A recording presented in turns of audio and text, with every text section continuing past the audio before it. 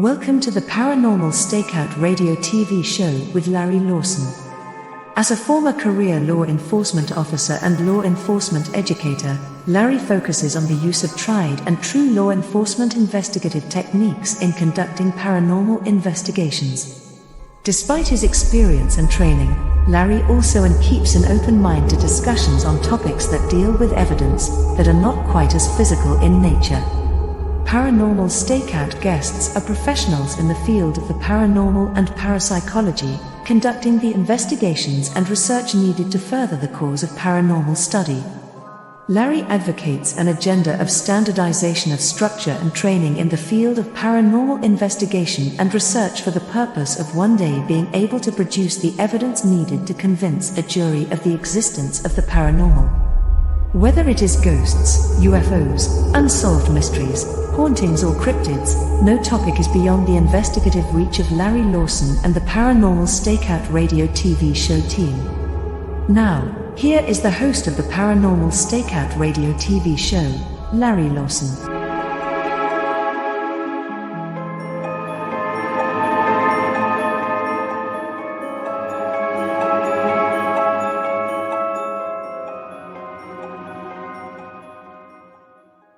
Well, hello, everybody, and welcome back to Paranormal Stakeout. I'm your host, Larry Lawson.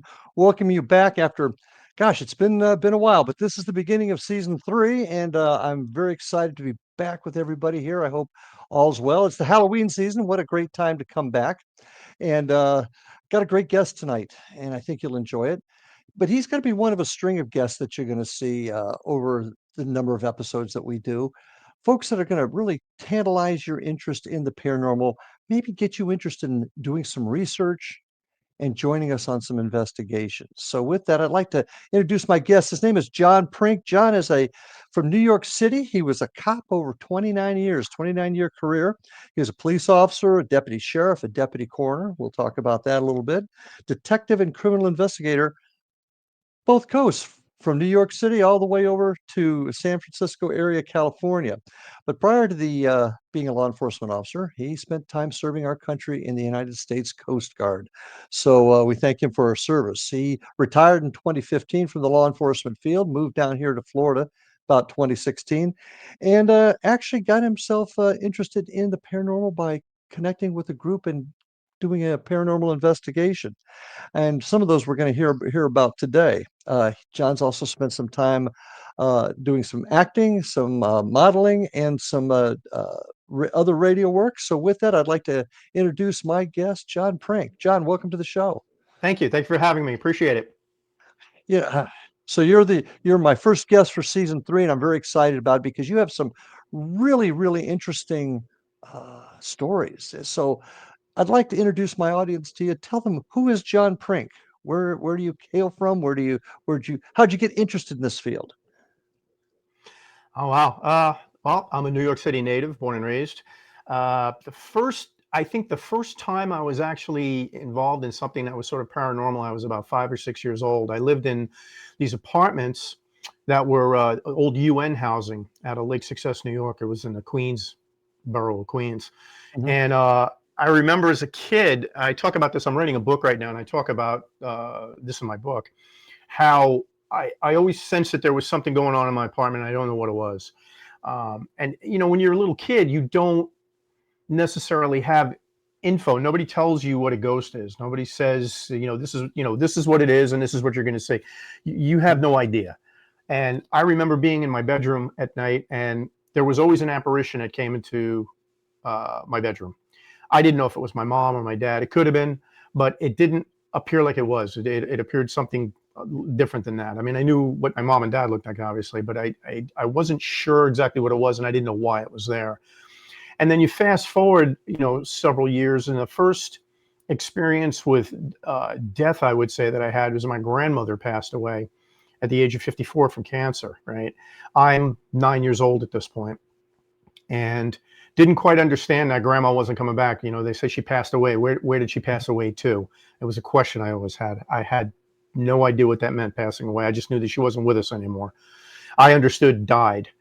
And, then we fast forward even a few more years. Now I move into a house that was one of the WPA projects built in the late 1930s on potato fields on Long Island, New York. Okay. And growing up in that house, there was an element inside that house that just, it couldn't be explained to me initially.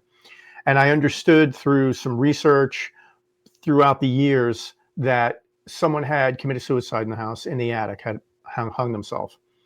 And this kind of, I was trying to understand what was going on. There was a part in my house. I had a room in the basement. Okay. We lived in a very, very small house. My parents could only afford to build me a room in the basement. So up until about like 11 or 12 years old, I was sharing a room with my sister. So when my parents built this room, they built this room in the basement, and it was about half of the house, underneath the house. Well, there was a portion of the basement when you came down the stairs. It was a little like reading area, hallway kind of a thing, and one half went into my room, the other half went into the other side of the basement where the washer, dryer, and boiler and all that stuff was, the furnace. And there was a pattern on the floor that was always in the shape of an H. It was on the cement, and it was on the tile when they put the tile down on the floor. And then it came through the carpeting when they put that down. We replaced the carpeting multiple times, and it was always this H pattern. And I never quite understood what was going on, but every time I walked and I stood in that H pattern, there was a chill that came over my body. And it wasn't until a few years later because I moved into this room when I'm like, 11, 12 years old. It wasn't until I was about 17, 18, getting through high school, and then having all this information about this person hung himself in the attic at a house, that I understood that when I'm standing in that H pattern on the floor and look straight up, it's directly over the eave where a piece of rope was found in the house where this man apparently hung himself. So my thinking is, okay, is this the shadow effect of a body hanging? I didn't understand that. I figured it could be. Well, many years later, fast forwarding into my coroner's job, when I was a deputy sheriff, I was assigned to a coroner's bureau out in California. That is exactly what I would see when I was looking at a body, and I would look under the body. It was sort of an H pattern from the shadowing of lighting. Yeah, it was really, really creepy. It was really creepy. But there was all sorts of stuff. We would hear noise in the house. I would hear banging. It was pretty typical. Voices as if someone knew something. Because sometimes I was at the house by myself, and I was an older teenager. My parents would leave us alone if they went out to dinner. But I would always hear something going on in the house, and I could never quite explain what it was until I got this information from the neighbors that this had transpired in the house. And it was sometime during the late 50s, maybe the early 1960s. And my understanding was that this gentleman was one of the architects who designed there was like maybe a half a dozen floor plans, right? So this was one of the guys. He purchased a house. He designed it himself, but he purchased a house. And I remember talking to my next door neighbor. There were two brothers that lived next door to us, and they were the builders. They were part of the contracting team that actually built the houses. So they were the ones that explained this to me, and they described how this guy was dressing inside the house when he lived in the neighborhood. And it was exactly who I had envisioned. Now, I don't know if I'm psychic. I don't know. Maybe I'm psychic. I was going to ask you that question. If you realize you had any abilities. I must have something, because I remember describing what I thought I was seeing inside the house, and it was a man probably in his 40s, white shirt, black pants, close, cropped haircut, and eyeglasses, black plastic frames like somebody would have worn in the 1950s or 1960s. And when I described that person, the neighbors were like, "Whoa, that's the guy that lived in the house." And I was like, it blew my mind, because I had never met this person. I didn't know who he was. I had no idea anything about what this guy might even look like. And I'm describing what I'm envisioning, and that's what they're telling me. They're kind of confirming what I was thinking. So, I mean, that was like sort of like the second probably scary thing that happened to me. The first was like when I was a kid living in the apartment. The second scary one was my house. And of course, I grew up in that house. I lived in that house from the time I was like 9 to 19 when I went in the Coast Guard, when I went to boot camp. Following my military service, I got out and I became a transit police officer in New York City. So I was going to the academy, and I lived in this apartment that was built I found out it was built, I think, in like 1931.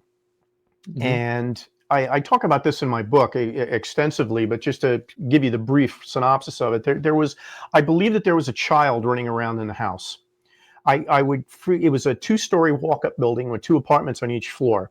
Okay. My apartment on the second floor was kind of unique because all of the apartments were actually one-bedroom apartments, but mine was unique because at some point, I don't know when, but at some point they took the bedroom from the apartment in the front of the building and gave it to my apartment, making mine a two-bedroom and turning that one from a one-bedroom to a studio.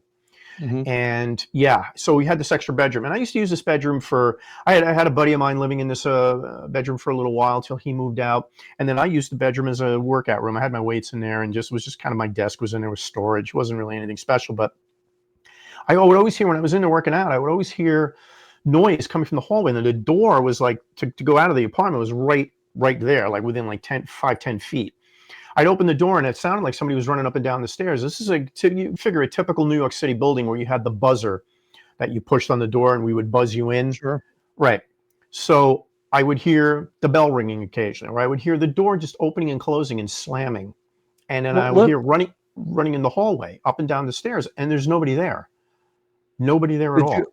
were you ever able to determine who this might have been, or did you see anything? I did. And when we first moved into the apartment, we had all sorts of issues with paint running off the walls when we first painted it, lighting coming on. Like my wife and I at the time would leave the apartment, go to dinner, go out, or whatever, turn all the lights off. We come on, all the lights around the apartment. I'm thinking somebody might have Mm. broke in or the landlord's messing around. No, it wasn't anything like that. And we would notice certain things were out of place. One day, I'm in the kitchen getting ready to go to the academy. We used to go to the academy in shifts, and it was one of the days when I was working a 4 to 12. So it's Mhm. early, mid-morning, just before I'm getting ready to get on the train to go into Manhattan to go to the academy. And I'm sitting at the kitchen table, cup of coffee, and I'm reading my homework for our lessons for the day. Over the Mhm. kitchen sink were old wooden doors that had plexiglass, inserts in them. Well, one of the doors opens up, and I catch it out of my eye. I see the door open up. I was like, "What is that?" And a couple of wine glasses come out, and they were in the back behind other glasses. These glasses come out, they hang for a second in midair and drop into the sink and shatter. And I'm like, well, what is going on? I'm going, okay, poltergeist. I got something going on in here Right. that is just trying to get my attention.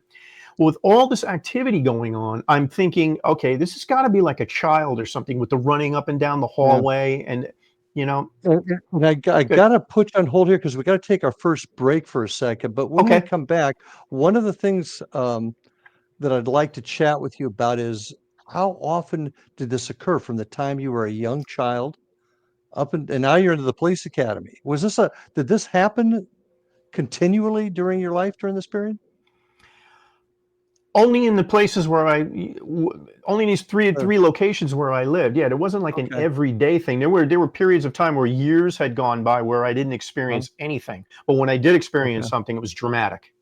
And we're gonna talk a lot more about that because you've got some really interesting stories, and I particularly want to know if you've had anything happen, and I already know the answer to this while you're on the job. Oh yeah. So, folks, we're going to go ahead and take our first breaks. Hang with us, Paranormal Stakeout. My guest tonight, John Prink. See you on the other side of this commercial.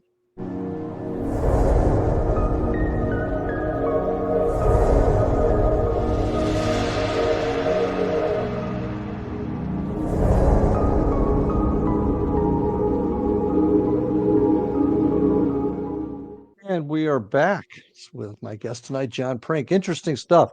Now, I've talked to many people who explain their first experiences with the paranormal were as a child. I didn't. I did not have anything happen to me when I was a youngster, but you did. Do you think you were given a gift, or do you think that young people in particular just have the ability to have a more open mind and see it? What are your thoughts on that? I think it's actually both. My recollection of it is that it was I couldn't explain it. That's about the only answer I could come up with. I knew something was happening. I was intuitive enough, Hmm. smart enough to know that something was going on, but I just couldn't answer it because I didn't have any answers. And I remember, I don't remember actually talking to my parents about it. I never, because I didn't want them to think I was a crazy kid, so I never really said anything about it. And it wasn't until I was a teenager that I started explaining stuff to my mom and dad, say, hey, there's something going on in this house. And they just kind of blew it off. I don't think that they, gave any credence to it. I just don't think that they believed it one way or the other. But Mhm. but I do believe that kids can be susceptible to visits, from the other side, more so than I think adults are. And I think it's because adults get, Mhm. once you grow up, you get to experience and you get skeptical. But kids don't have that. They don't. Then when you see these kids Agreed. are talking to their imaginary friend, maybe they're actually Mhm. talking to somebody. Maybe something's really going on there. And there's been hundreds, thousands of experiences along those lines also. So now you're in the police academy for the New York City Transit Police, which now is part of the regular NYPD. NYPD, correct? Yep. Um, any experiences as a you graduate the academy? Any experiences as a young cop that you couldn't explain? That funny feeling like don't stop this car right now, or wait for your partner to get there before you go into the bill. Anything? Well, I was going to finish that one story real quick because I did have an Go experience in ahead. that apartment that Okay. led me to believe that there is actually something. I mean, that solidified it for me that there was actually something on the other side, and it was the first Mhm. actual experience I had with a full blown, not only a full blown apparition, but where I was actually touched and I felt it Mhm. in that same apartment. I'm not sure the time. It was sometime along when I was working as a cop, so I might have been like 6 months or a year into it. Sleeping in bed one night, I'm sleeping. I'm facing a closet door. I wake up, and the closet door opens by itself, and out of the closet comes It's this a clue. a little girl dressed in period like 1920s, 1930s clothing, which would fit because the apartment was built in 31. So she comes up and she's walking up to me, not floating. It was like she was actually like walking to me, and I could see her hand come out, and her hand touched mine. And when her hand touched mine, I felt it, and I remember jumping up, startled, screaming, like, what did I just experience? My wife woke up. She goes, what's going on? And I told her what happened. And she says, yeah, she says, I've been experiencing the same thing with this, whatever it is with this little girl. And Interesting. that for me was like a defining moment. I was just like, okay, there's something out there. And I always had this interest in it, but I never experienced anything when I was on the job in New York. I worked in Brooklyn and working the trains. I never experienced anything. Occasionally we'd get a DOA on the train or somebody would get hit by a train, as sad as that is. But outside of, making a notification, or we didn't really do too much in assisting. As in patrol, we would call emergency services and they would come and get the body, or you would just call for, EMS. They would come and take the body to the hospital. You might go to the hospital, get the guy's effects or something. We didn't really get too far into it because at that point, then the ME's office would come and take the body from there. So it Mhm. weren't homicides that I dealt with when I was there. It would have mainly been just natural death or someone hit by a train. It wasn't until I moved to California where I was working in a small municipality, the Oakland Hills, a city of Piedmont. And that agency, I got the opportunity. There was a lot of elderly people living in that city. So, occasionally somebody would expire. You'd have to go up to the house, notify the Mhm. coroner. The coroner would come out, take the body. It was not anything, anything weird or anything paranormal in that respect. It wasn't until I signed on to, I had applied for when I got to I was at the sheriff's office up in Solano County, which is a Northern California county. So right next to Napa County, between Oakland and Sacramento, to kind of give you a reference point. It's an agricultural county, good county to work for. Had a great time up there. Spent just over about 11 years in the county working as a deputy. But the deputy sheriffs in California, out of the 58 or so counties that are in California, they run a sheriff coroner concept. And there's all sorts of variations of it, but in our county, the deputies were actually the deputy coroners as well. So you were regular deputy Mhm. sheriff, arm, badge, gun, the whole big thing, and you worked as a deputy coroner as well. So you would go out to whatever scene you had, handle business.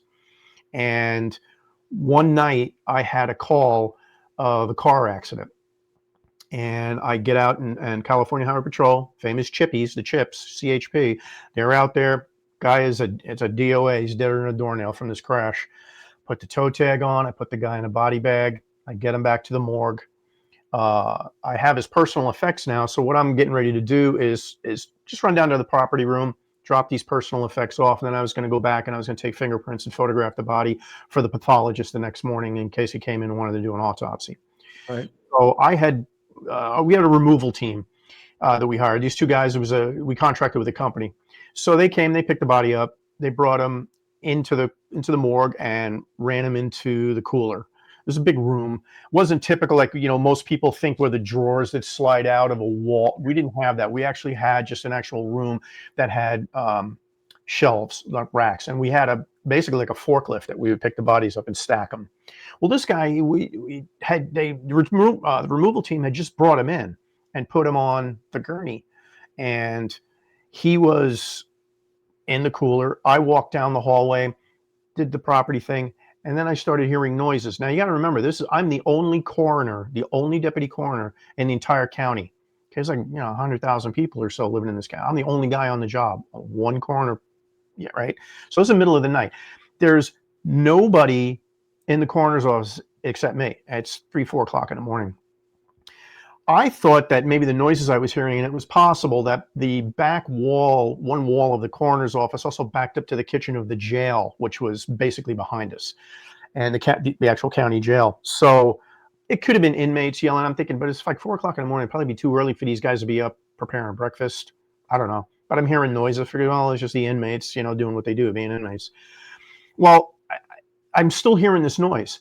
I come out of the property room and I look down this long hallway, and there's a series of offices. There's a couple of labs and a tissue room and this and that. And then there's the door, the stainless steel door to the morgue that has a glass window on it. As I look down into this window, in the window is a full body apparition. I mean, it's just there. It's like as if there's someone standing there. It's not a shadow. It looks solid to me. I'm thinking, we wore black uniforms on patrol. So I'm thinking, it's midnight, I'm tired. Maybe one of the deputies came in, is screwing around, or maybe it was one of the removal guys that was forgotten something. And he was, because they wore, basically a black coat and tie kind of a thing, to look professional. I thought maybe it might have been one of them. As I'm walking down this hallway is, 50 feet, 60 feet long before you pass by these other doors and before you actually get to that door. And inside is an autopsy suite.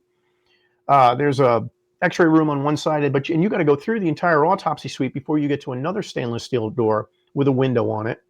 That is actually the cooler, the morgue room, basically.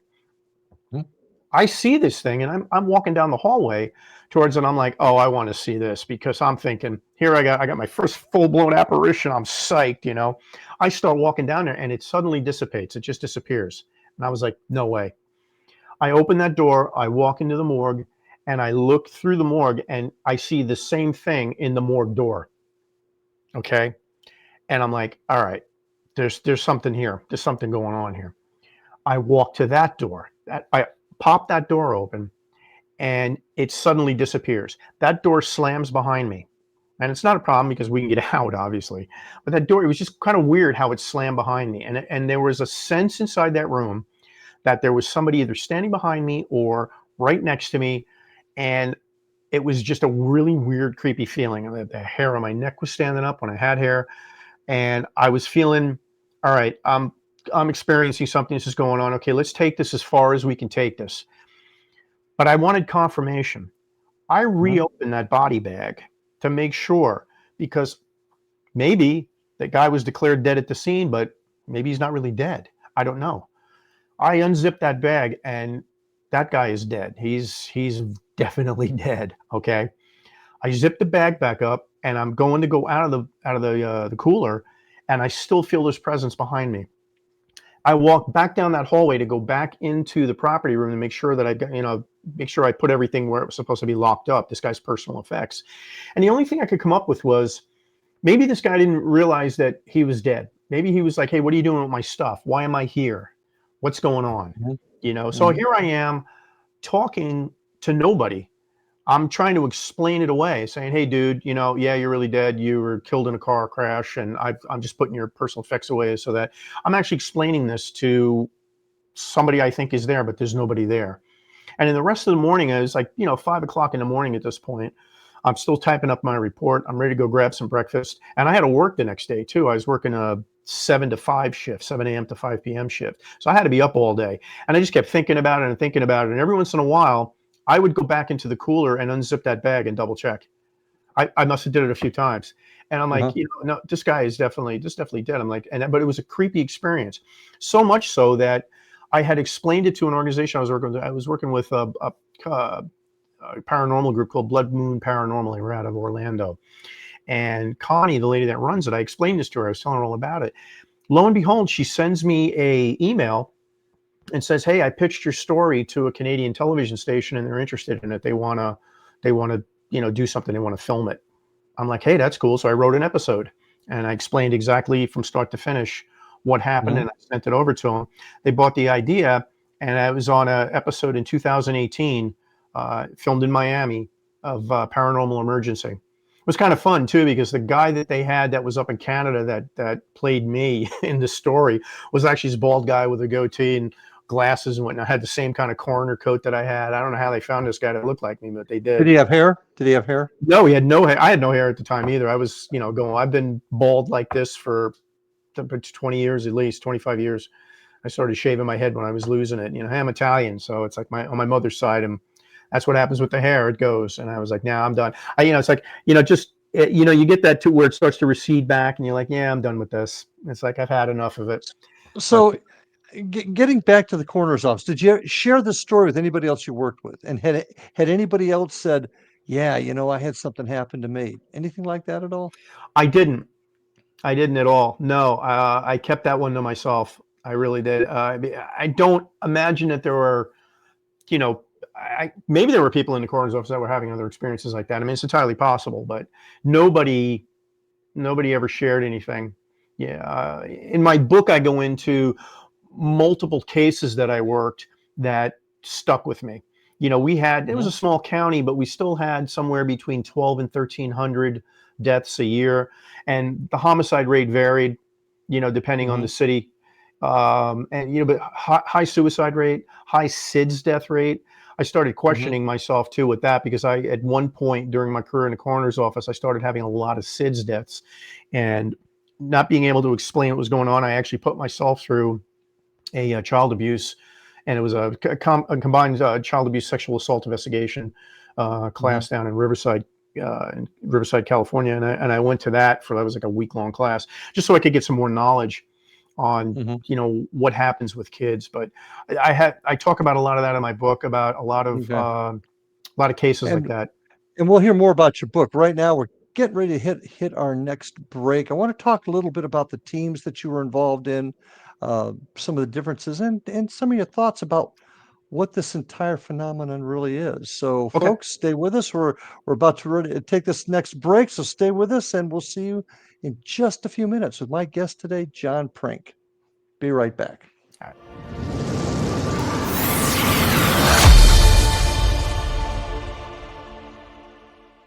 And we are back for the next segment. And John, you've had a really interesting career. Uh, in that last story, that last story is very interesting. I got to ask this question: any possibilities, reflections were in play? Maybe overtired? Any chance of any of that at all in what you saw or experienced? I don't think so. No, I don't think Okay. so. Everything was very, very real, and it was. Hmm. I think a lot of it had to do with the fact that my mind was open to it at the point. I didn't. I was never skeptical of anything like that. Hmm. I don't believe we have the answers to everything. So I was Hmm. never skeptical of it. Well, I noticed that you didn't really start investigating formally, if you will, with the team until you got to Florida about 2015 or so. Got that? I, Have I got there? well, yeah, yeah, true, but I had one investigation I did right after I retired in 2015. I Hmm. wanted to explore more with paranormal investigations, and I went on one investigation with a group. I can't even remember their name now. This is like just 10 years ago, but we investigated in Alameda, California, a Elks Lodge, an old Elks Lodge, and there were several murders in there. There were several deaths, unexplained deaths in there, and I went through with this team. There had to be 10 or 15 people on this team. They broke us up, and I went with this gal that was running it. Her and I paired up, and she was showing me the ropes, basically EVPs, the cameras and stuff that they had, just all kinds of interesting equipment at the time, right? And I didn't really know what all that stuff was, and I think there's a lot of this is prior to a lot of the TV shows that you see on there now, where now you see how people do it, but prior to that, there wasn't anything like that. And I went through this Elks Lodge, and I think that was the very, very first, say, formal investigation that I went on. But true, I didn't really start to get into it and gain momentum until I moved here to Florida. And I moved to Florida about a year after I retired in 2016, initially up in Gainesville area. And I was looking for a team, and there wasn't really much in the area, but there was one in Orlando that I got involved with, and it was Blood Moon Paranormal. And I went on multiple investigations with them, just countless, and it was all residential, all residential investigations. Yeah, And I do very few residentials myself, but let me ask you a question, because I constantly, very commonly, I get requests from folks. Are you looking for folks to join your team? What did you do to connect, just so that other folks are hearing? Magic of Facebook. The magic of Facebook, actually. I started researching on Facebook. I mean, what do? You look in the newspaper or you don't look in the yellow pages for paranormal investigator. And it's just, I found these folks on Facebook, and I reached out to Connie and told her a little bit about myself and what I wanted to do. And she was like, oh yeah, she was fired up. So I went and worked with her. I still am a member of the team. I just haven't worked with them in a number of years. Mainly because I wanted to get out of the residential investigation stuff, and I wanted to do, after seeing a lot of stuff on television, basically, I wanted to get into the commercial end of things, and I ended up doing that when I. What do you mean by the commercial end of things? Just like a place like Waverly, like I would like to go into like a hospital like situation like that, or a jail, or you know what I mean, just like commercial buildings, commercial buildings, basically. Yeah, historical spots. Okay, I see. Yeah, and I ended up getting involved with a gal by the name of Nicole Trebelsi, and she was running Unveiling Paranormal. She changed the name to Elemental Voice Paranormal, which we currently are. She was down in South Florida, and her and I, the first investigation I went on with her was the Train Museum in Miami, which is an absolute blast. That place that's haunted. That is definitely haunted. I mean, when we get down there and look at that place again, you'll know. I know you'll talk a little bit about that, I guess. But that place is definitely haunted. And then I went up to Lake Worth with her to a playhouse in Lake Worth, and I did that. I actually did, the Lake Worth Playhouse. I actually did that twice, and each time it didn't disappoint. There's something going on inside the Lake Worth Playhouse as well.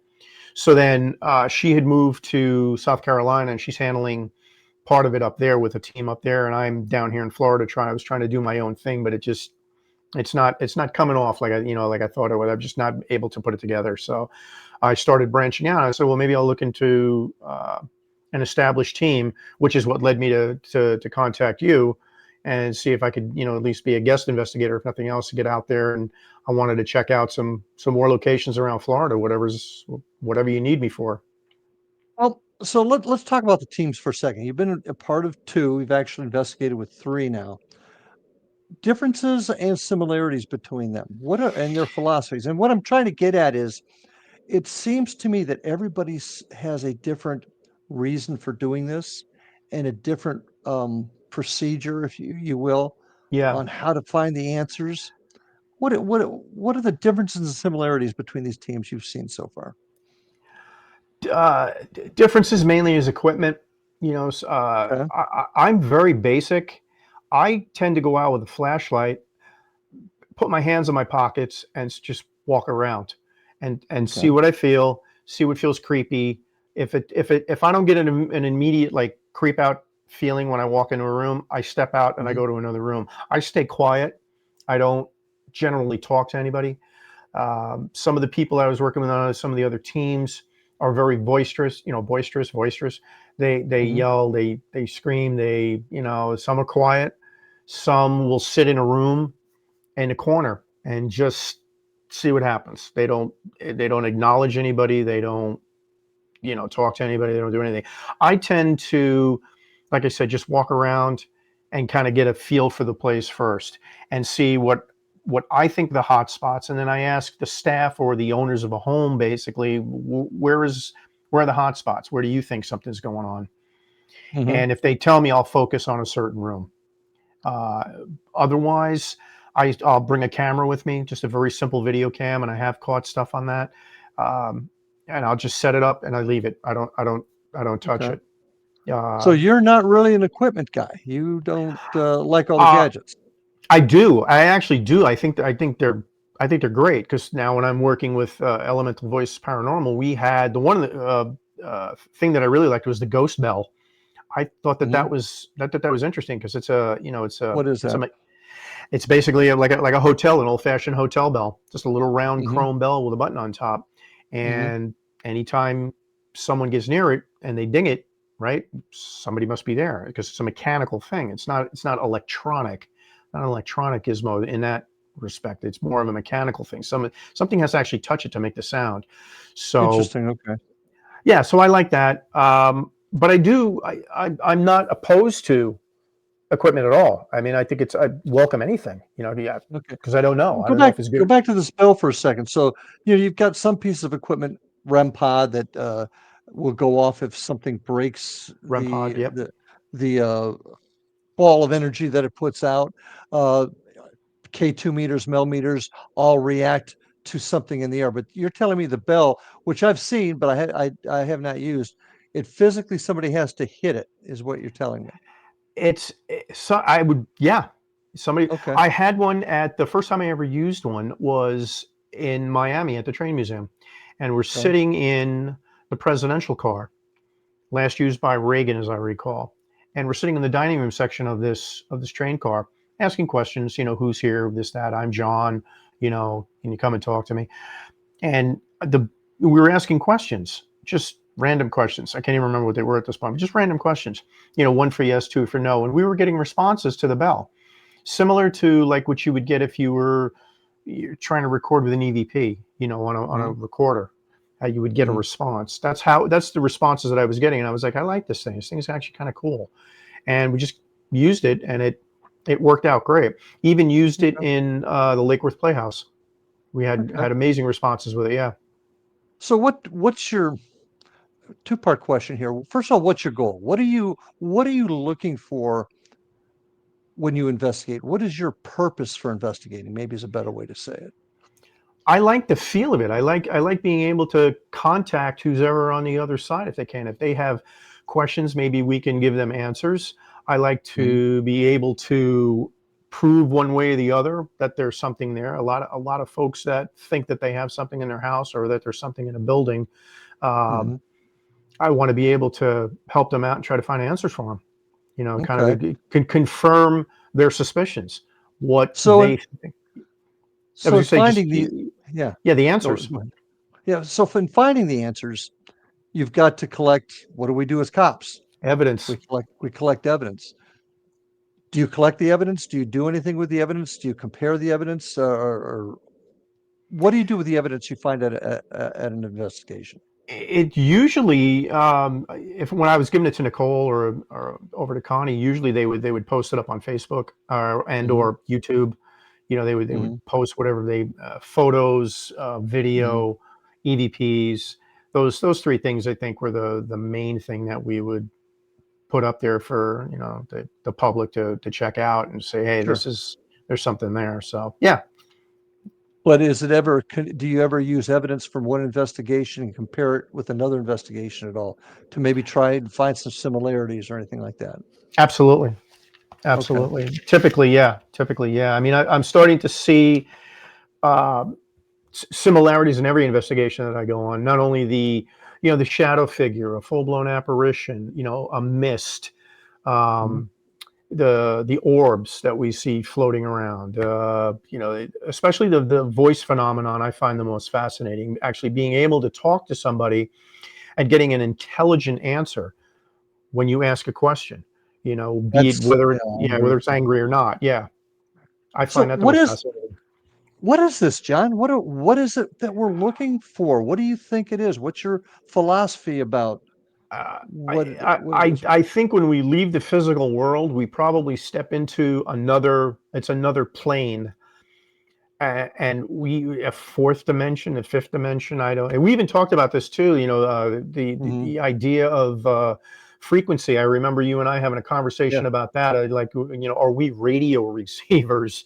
It's just like that sparks something I'm thinking about it. Going, oh my God, now I got to get a tinfoil hat and put the tinfoil hat on. Maybe I'll Well, pick up some. But seriously, no, there's something out there that we don't have the answer to, and we won't know the answer to until we get there, which is unfortunately too late because we can't relay it back to this side of the world unless someone asks a question. But yeah, there's something out there. I don't think we know what it all is. I don't think we have all the answers yet. And I think as time goes on and our technology gets a little bit better, we're going to be able to find those answers, I think, a little bit easier. I mean, even now, just look in the last 10 years or so with all the equipment that's out there and what investigators are using compared to, say, a century ago when they used to have seances, true. they didn't have the technology we have now. They only know what they heard or saw. But are we using the technology to get better, or are we just reinventing the same old stuff? That's a question that I have.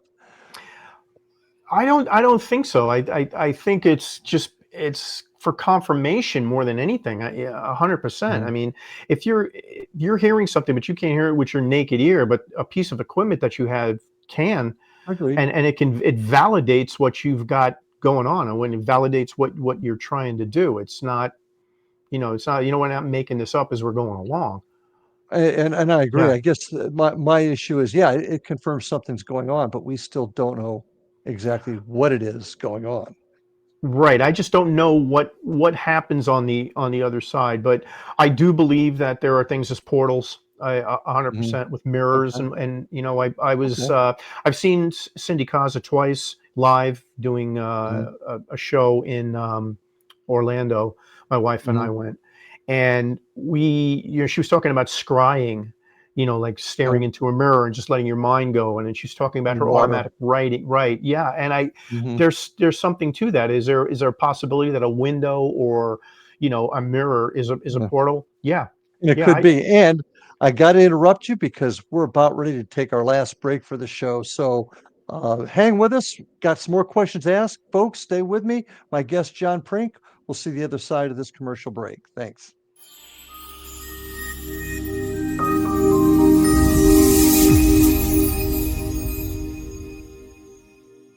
And we're back. Boy, this hour's gone fast, John. It is. Yeah. Interesting stories. But I want to talk a little bit about the future of the field, and the thing that really I think brought it to the front of the public's eye was the TV shows, the radio, mostly the TV shows. It started with what, Ghost Hunters way back with Jason Mhm. Grant, but actually goes back a little bit further with that to some of there was a show with Leonard Nimoy years ago. England had one, Most Haunted, I think, for a while, Yep. and into the 2008, 9, 10, up until recently. It's how most people got interested, and it certainly brought our field to the front. It was no longer something taboo to talk about. For example, when I came on the job, I'm sure it was the same with you. You just didn't talk about your experiences. No, you didn't But mention but it. to, but today it's pretty common.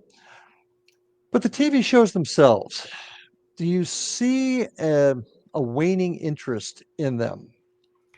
Um, I read an article not too long ago where that was a topic, and I would like to hear your thoughts on it. Up until probably a couple of years ago, I actually did a segment with Dave Schrader on the Paranormal 60. And we talked about that. I mean, it was a kind of a topic of discussion that came up. And I ended up, I'm thinking that it kind of died on the vine for a little while, for lack of a better phrase, where things mellowed out. I think the television networks got a little bored with it because it was, after a while, it was the same old, same old, Mhm. same old. It's like just Yep. a different group of people doing the same thing, basically. And the locations where they were going, Waverly comes to mind. It's one of the bigger ones that I would love to go to and Mhm. investigate. But how many paranormal investigation teams have been at Waverly? I don't know, countless, right? And it's Yeah. been televised. So I think for a while there it got a little tiresome, and then lo and behold, one of the networks that I've been watching, Beacon TV, has new ghost programs on there. So Mhm. I started to watch them again. There's been new ones coming out. I think there's a renewed interest in it. I mean, I'd like to hope I'd like to think so. I hope so. I mean, even if there isn't, I mean, it's not going to prevent me from doing what I want to do. It's Oh, not I, going to and stop me from investigating. I'll still do it as long as I I can. don't. Yeah, I don't think it's going to stop folks like us who No, I are don't think looking so for either. answers from doing it. But the entertainment end of it, I find it, is it waning? I don't know. I think maybe it is because a lot of the networks have canceled the shows, or have not renewed them, or are moving on to other things. I don't know. I just see a lull in it now. Now I say that, but I've been doing tours here in Vero Beach and Sebastian and out in Fellsmere, Florida for years, and every time I think it's about ready to die off, it just picks right back up. So I No, I don't know the answer to that. But you did bring up something interesting that I also want to get your opinion on. Waverly Hills. There's places that a lot of the TV shows have gone to over the mhm. years, and some of them ad nauseum.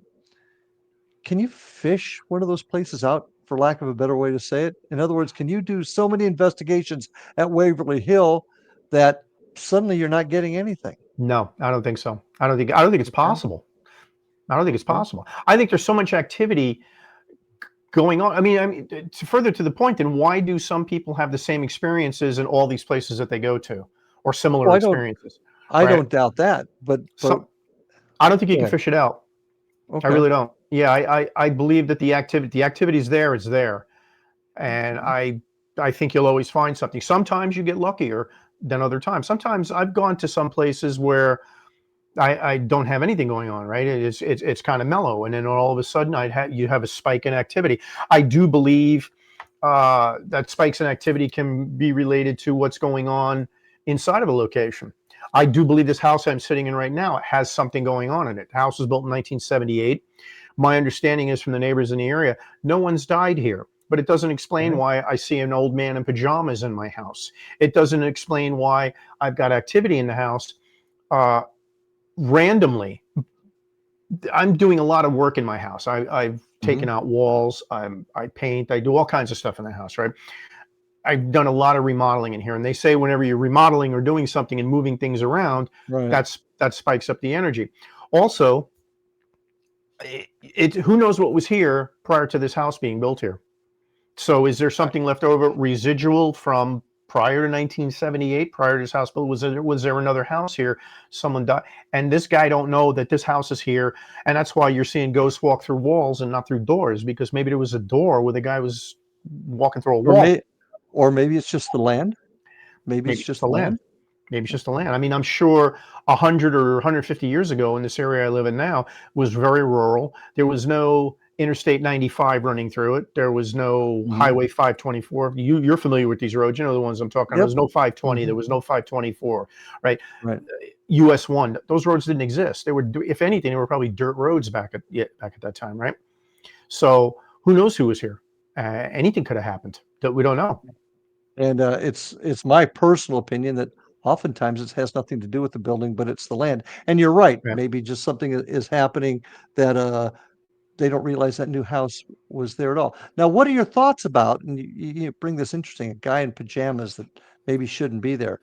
Isn't it possible, do you think, that they just wander from place to place, or do you think they stay where they die? What's your No, thoughts that's on that? something I was wondering about. I was watching an episode of it's a paranormal mysteries. I knew it's so new, and that Dave Schrader is doing with Shane and Cindy Kaza.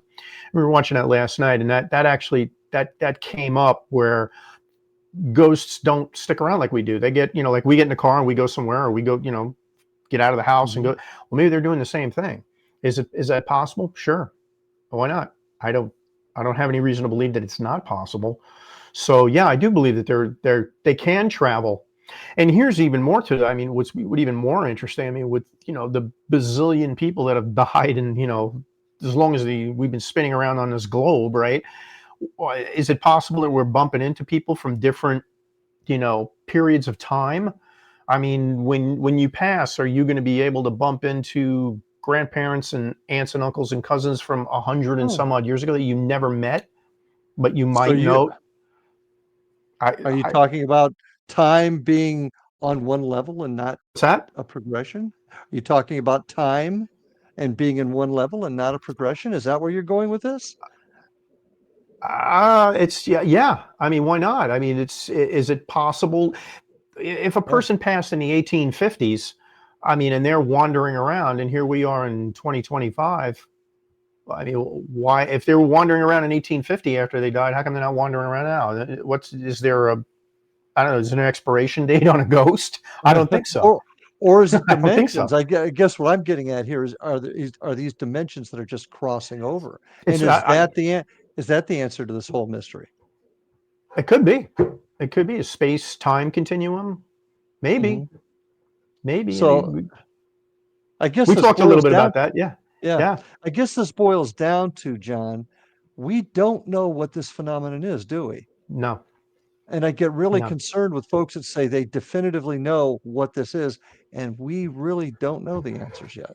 No. We can gather as much evidence as we can gather, compare it to other evidence, and come up with the best possible, I don't know, synopsis of it that you can come up with. I mean, I don't think we're ever going to have on this physical earth with us physically. I don't think we're ever going to have that answer. I don't know if you're Then going why to do we know. do it? Then why do we do it? Sheer curiosity. We're humans, it's like, why do they climb the mountain, right? Because it's there. Uh-huh. I just have this interest in it, and I think there's something to it. And if it can be explained, great. I just don't know if it actually can, because I don't have enough information to make, an informed decision definitively and say, oh yeah, we're going to figure this out. In the next 50 years, we'll have this all figured. I don't think so. I don't think so. I don't. I agree Yeah. with you. So what's I the just don't think future? so. Where do we go from here? What are Keep your on thoughts? keeping on. It doesn't mean that I give up on it. I just keep searching for the solution. I think you will get more information as time goes on. Maybe our equipment will get better, and we'll be able to gather more information, more evidence, and What do you hopefully come up with something. what do you think we need to do? What do you think we need to do to kind of get off this spot where we know it's happening, but we're not able to get this proof? We're not able to take that next step. What do we need to do in John Prink's opinion? Oh, I don't know the answer to that question. I really don't, except to just keep investigating. Just get out there and put yourself out there, get vulnerable, and sit in that dark room and see if something's going to come to you. That's the thing, is like, a lot of people, we see some of these TV shows, and a lot of people I've been on investigations with will want the experience, and then they get into it, and then that experience is happening. And the first thing they do is they run out. It's like, why did you do that? Dude, You run, wanted the yeah. experience. It's coming to you. Why are you running out? Stay there. What's the worst that's going to happen? If this person's not in this, you're going to, like me, the first time I freaked out when that little girl touched me. Yeah, I freaked out because it was unnerving. It wasn't anything that I actually expected was going to happen to me. But in retrospect, looking back on it, it's just like, she was probably reaching out for help. If she was grabbing my hand, it would be like a little kid grabbing a father's hand, right? Or a little girl grabbing their father's hand. Sure. It's like, I don't think she was being malicious or bad. It was just something I wasn't used to. And it scared me. Honestly, I was just like, whoa, what is that? I'm not supposed to feel something from something I can't physically touch.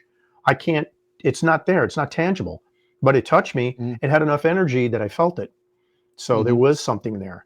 And that's what I would like to find out.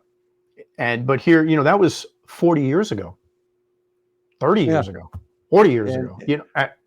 We haven't been able to figure it out. So, and I'm sure 40 years prior to that, somebody had the same experience and didn't have the equipment or the wherewithal or the interest, or, there were probably, I'm sure there were mediums and people did seances and that kind of stuff back then, but not to the extent of what we're doing it today. It's hit an apex almost. I mean, right? Just like you said, there was a little bit of a waning interest in it, but I think it's starting to come back. I don't think it's going to.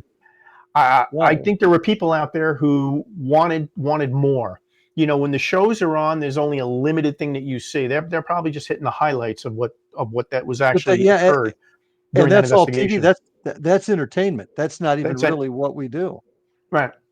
Yeah, So, it's probably like a quarter of what actually happens. Yeah, right. Sitting for endless hours inside of a dark room and nothing's happening, and the minute you get up, something happens, and then you're like, Well, ooh, you know. I've always equated it to a police stakeout, if you will. Yes, Yep, people you it's see exactly watch what it is. TV and movies. It's like full of excitement, bang bang, shoot them up. In reality, you'll sit there for hours upon hours and maybe get 30 seconds of excitement.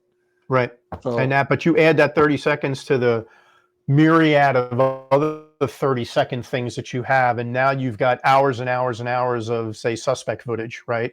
And that's something you can build a case upon and say, that's what's going to happen. You know, we're going we're to take building this to it. court, Yeah, and hopefully we're going to get a conviction. exactly. Building a And case.